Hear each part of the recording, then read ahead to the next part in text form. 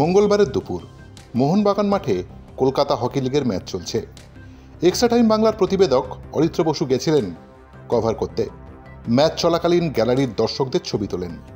Camera সেদিকে ঘোরানো মাত্রই শুরু হয় গালিগালাজ এবং সমবেতভাবে ধাক্কাধাক্কি, ক্যামেরা কাড়ার চেষ্টা, হেডফোন ছিঁড়ে দেওয়া। এরা মোহনবাগান সমর্থক হতেই পারে না, আমরা বিশ্বাস করি না।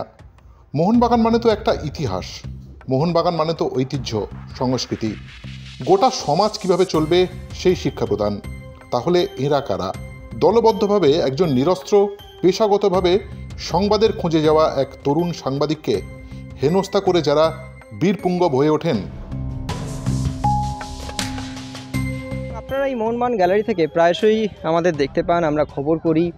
বিভিন্ন কারণে মোহনবাগানের প্র্যাকটিস বলুন, ম্যাচ বলুন, যা কিছু আমরা সবই কভার করি এই গ্যালারি থেকেই।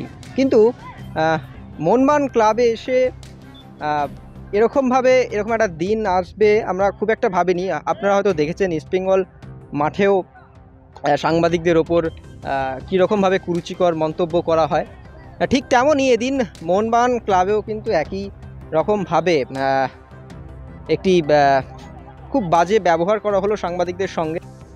এই যে সমর্থকদের দেখছেন, এরাই আক্রান্ত করলো এক্সট্রা টাইম বাংলাকে, ছিঁড়ে দিল গলার হেডফোন, আমাদের মূল অস্ত্র হাতের মোবাইলটাও কেড়ে নেওয়া হলো।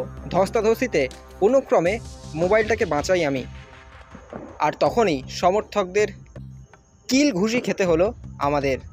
দুর্ভাগ্য এটাই। দেখুন, আমরা কারুর ব্যক্তিগতভাবে তিন প্রধানের সমর্থক, আমরা কোনো ব্যক্তিগতভাবে কোনো ক্লাবের সমর্থক নই। আমরা বাংলা ফুটবলের সমর্থক, বাংলা ফুটবলের স্বার্থে কাজ করি সবসময়।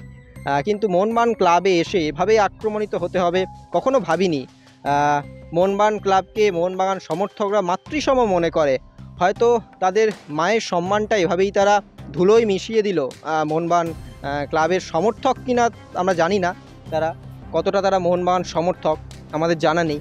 যদি মোহনবাগান প্রকৃত সমর্থক হয়ে থাকেন হয়তো তারা এই জিনিসটা করবেন না, কারণ কেউই তাদের মায়ের সম্মান হয়তো এভাবে ধুলোয় মেশাবে না, এটা বিশ্বাস মোহনবাগান সমর্থকদের আমি জানি।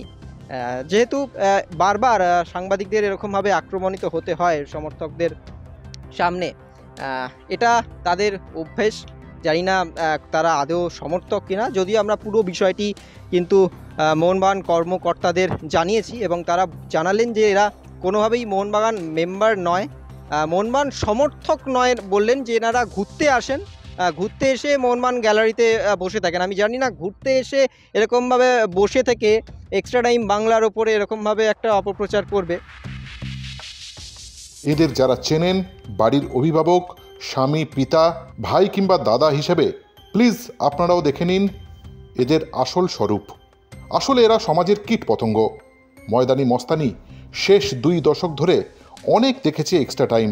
আমাদের এই চোখ রাঙিয়ে, গালাগাল দিয়ে, মারধর করে থামানো যাবে না। কালও যাবে এক্সট্রা টাইম, পরশুও, প্রতিদিন যাবে মোহনবাগান মাঠে। ওই মাঠ আমাদের ভালোবাসার। সাংবাদিক হওয়ার স্বপ্ন নিয়ে কলকাতায় আসা, মেস বাড়িতে থাকা কোলাঘাটের ওই ছেলেটাই যাবে। পারলে থামাবেন। আপনাদের নোংরা ভাষা, দলবদ্ধ মাস্তানি আছে, আমাদের কলম আছে, পারলে আমাদের কলম ছিনিয়ে দেখান।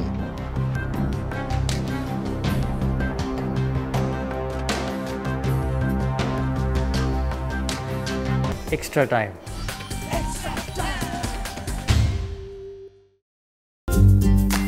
লেটেস্ট নিউজ আর এক্সক্লুসিভ ভিডিওর সঙ্গে আপডেট থাকতে এখনই সাবস্ক্রাইব করুন আমাদের ইউটিউব চ্যানেল। বেল আইকনে ক্লিক করতে ভুলবেন না যেন।